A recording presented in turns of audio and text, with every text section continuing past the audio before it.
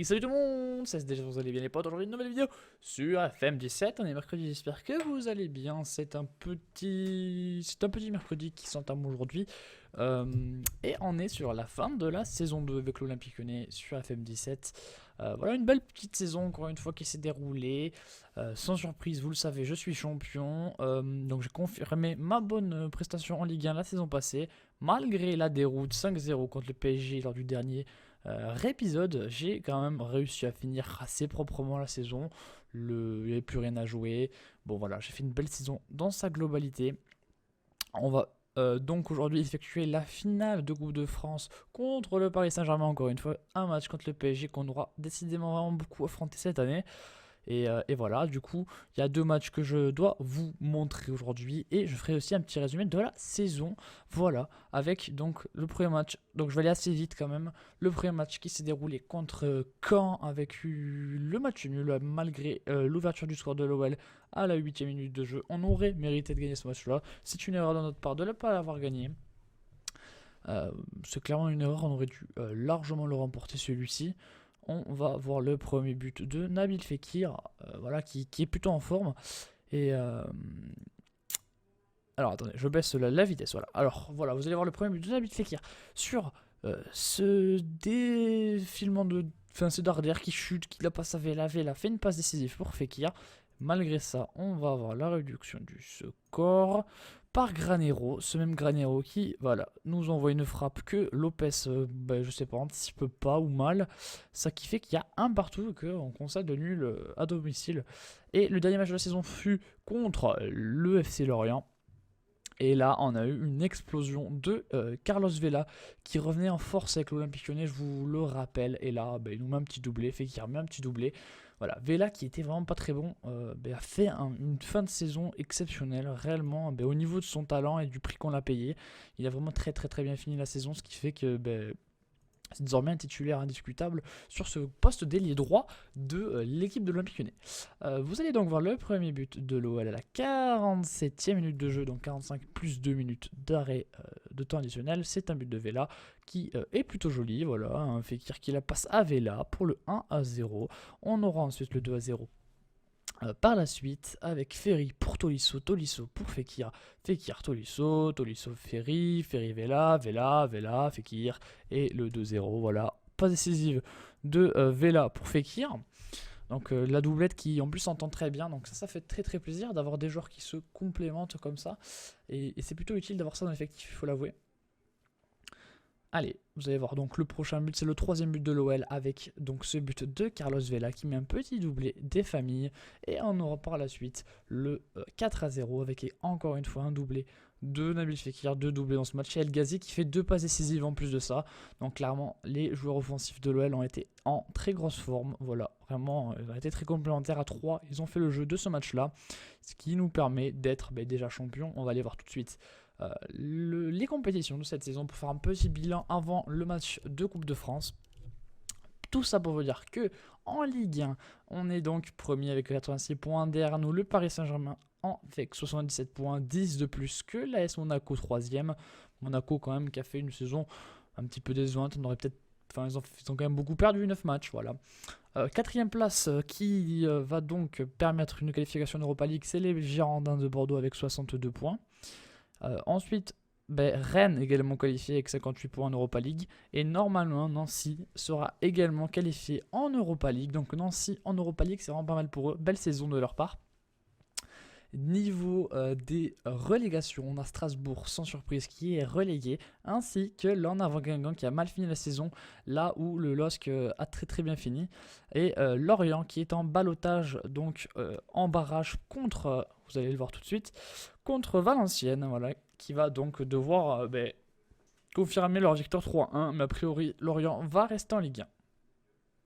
Alors je vais juste vous montrer en Ligue 2 qui monte, parce que ça peut vous intéresser éventuellement. C'est le FC Metz qui remonte en Ligue 1 directement après le fait qu'il soit sorti la saison dernière, qu'il soit descendu, il remonte. Et le Racing Club de Lens qui fait son retour également dans l'élite. Voilà, et c'est plutôt pas mal. Ensuite, on a la Ligue des Champions. La Ligue des Champions qui se va se solder sur une finale entre Barcelone et le Real de Madrid. Là où Le Paris Saint-Germain s'est fait sortir par ce même Real de Madrid. Voilà, c'est quand même une belle performance des Parisiens. Et compte tenu de la finale de la Ligue Europa, c'est Manchester City qui a battu 3-0 le petit West Ham. Voilà, alors que Stoke et le Dynamo étaient arrivés à aller quand même assez loin, c'était assez impressionnant. Niveau compétition, ensuite, on a donc cette finale de Coupe de France qui va avoir lieu aujourd'hui entre Lyon et le Paris Saint-Germain. En Coupe de la Ligue, on a remporté cette compétition et en Trophée des Champions, on a été vice-champion. Voilà. Je vais vous montrer un petit peu la Ligue 1, la vue d'ensemble. Voilà, on va vous montrer le classement. Jeju, meilleur buteur. Ça, c'est assez impressionnant. Un Angevin, meilleur buteur. Angers qui a fini 11e. Angers qui se maintient plutôt bien dans l'élite, malgré une saison quand même pas mauvaise, hein, il faut le dire. 24 buts, c'est quand même énorme. Hein, 24 buts pour Famara Jeju. Nano qui a un petit peu baissé de régime, lui qui avait marqué beaucoup de buts lors de la phase aller, en a marqué 19. Et Hakan Kasanoglu en a marqué 16. Alors ça, c'est assez impressionnant aussi. On peut éventuellement parler. Les notes moyennes, voilà, on peut voir qu'il y a un Lyonnais sur le podium des notes moyennes avec Arthur Moswaku, la recrue pour 7,31, pas du tout.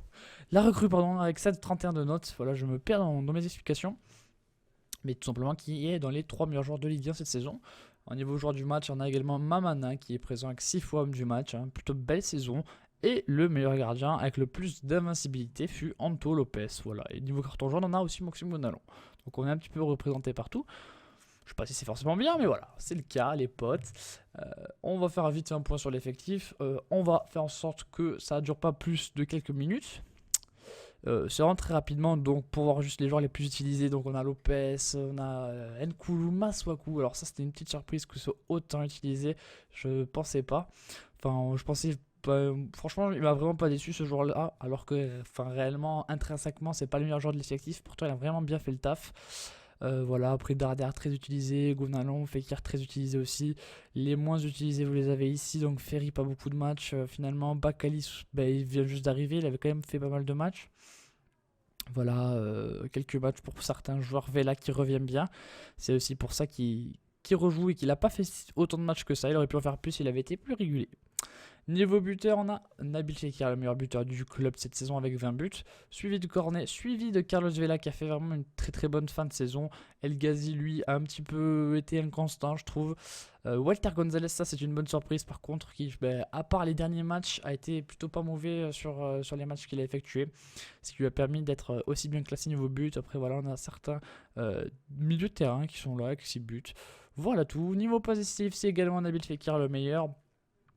Devant Rafalek, 9 passes, devant Masuaku, donc ça c'est les ailiers, les arrières latéraux qui ont fait beaucoup de passes décisives, ça c'est logique aussi, ça fait plaisir. Voilà, on a El Ghazi aussi, et Vela qui a fait beaucoup de passes décisives aussi depuis qu'il est titulaire, et ça fait plutôt plaisir, il faut le dire, et j'arrête pas de dire plaisir, parce que ça me fait plaisir d'être avec vous les potes. Et voilà, donc ça partirait là-dessus, j'ai déjà fait l'équipe pour le prochain match de la vidéo, enfin le match qui va y avoir lieu dans cette vidéo. Et alors le truc à dire c'est que Gonalon est suspendu, et ça fait pas trop plaisir. Bakali donc toujours blessé pour combien de temps déjà? Pour 7 semaines, et Cornet pour 8 semaines. Donc voilà, les ailiers qui ont vraiment pris cher cette saison, et donc Vela a pu profiter de ce temps de jeu comme El Ghazi qui sont tous les deux donc titulaires maintenant avec du Lucas Vazquez sur le banc. Et voilà, ça me paraît être bon pour ça, en tout cas les potes. Et donc on va partir sur cette équipe là, hein, du lourd. Darder doit aller en sentinelle, c'est Witsel Tolisso qui font donc faire cette paire de milieu récupérateur. Ensuite en défense c'est du classique sur toute la saison, ça n'a pas bougé cette défense de toute la saison, ils ont été là. C'est plus offensivement où ça a bougé après le milieu, il y avait juste Gonalon plus haut. Mais sinon voilà, après offensivement Fekir a quand même prouvé qu'il était le meilleur cette saison. Même s'il a été mis un petit peu en concurrence avec Walter Gonzalez, ça ne l'a pas empêché au final d'être quand même supérieur à ce jour-là. Ça a été en tout cas une belle concurrence assez saine et ça fait quand même plaisir. Voilà, on peut voir les statistiques juste de mes joueurs avec Fekir, avec Masuaku, Witsel 91% de passes réussies. Voilà, c'est des stats qui peuvent être assez intéressantes. Aussi, la moyenne de tes spectateurs, nous sommes premiers. C'est plutôt intéressant aussi. Meilleure attaque, meilleure défense. Voilà. Allez les potes, on va y aller de suite pour ce match contre le Paris Saint-Germain. C'est donc parti, je vous avais déjà montré l'équipe, donc on y va, c'est parti. Allez, on y va. Je vais juste boire un petit coup de coca, voilà. Parce que là, ça me dé.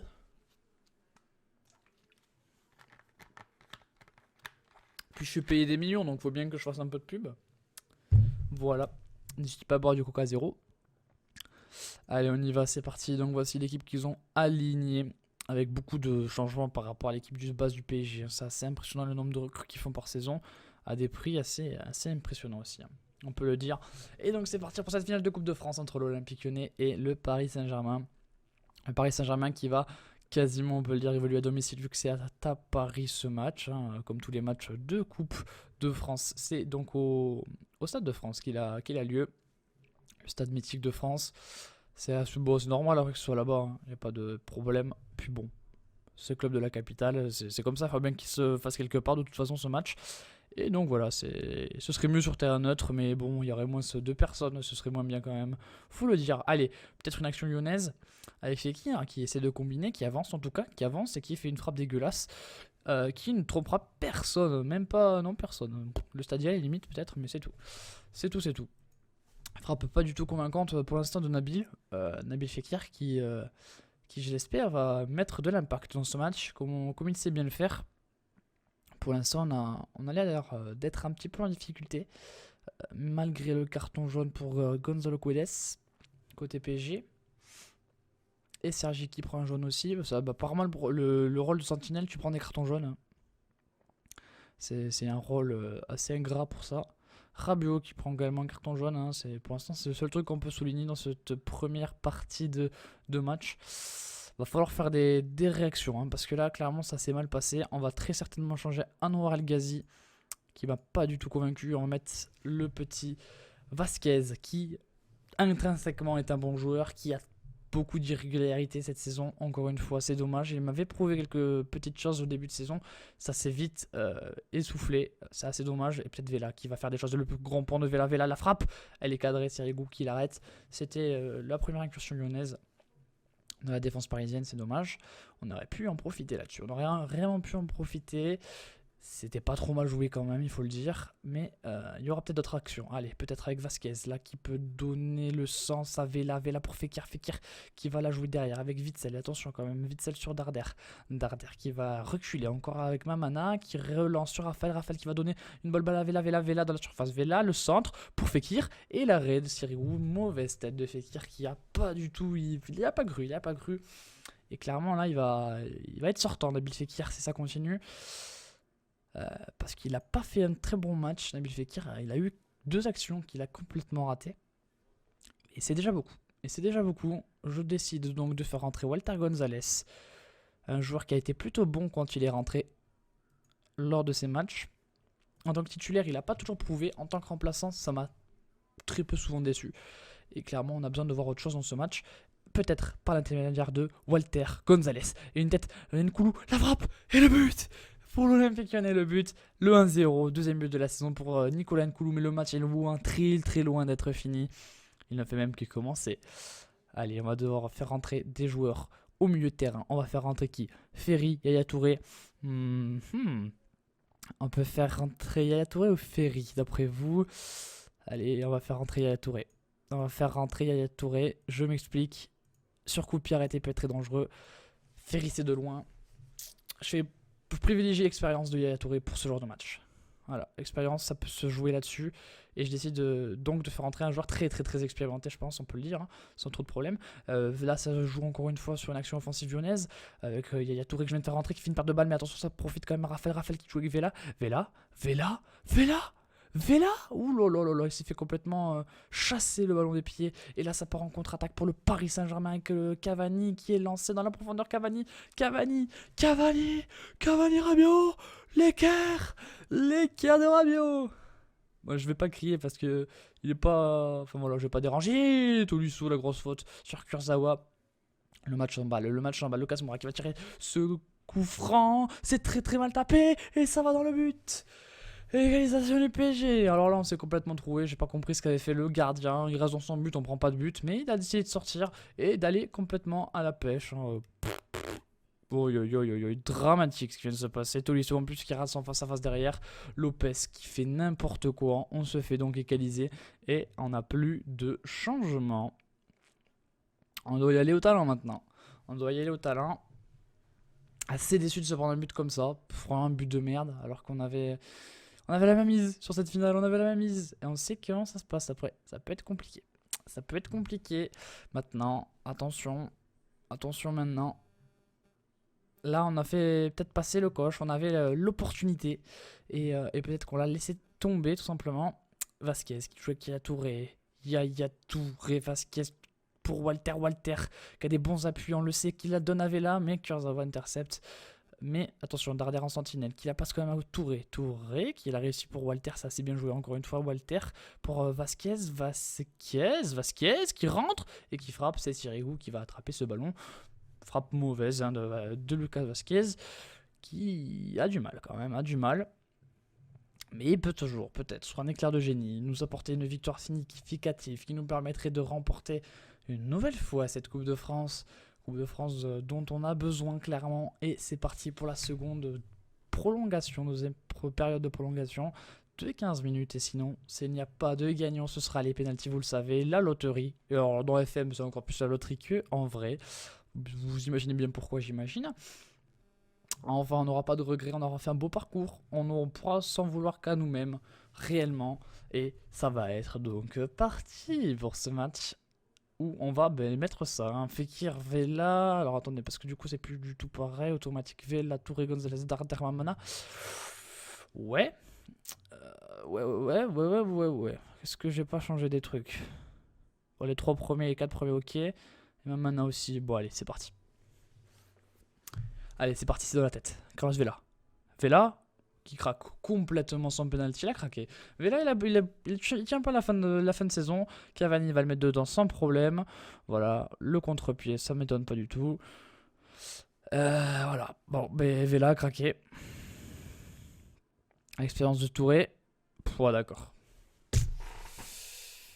Ok. Ouais, d'accord. Mes joueurs se craquent, eux ils se craquent pas. Bon, c'est un petit peu scripté, c'est un petit peu dommage quand même. Bon.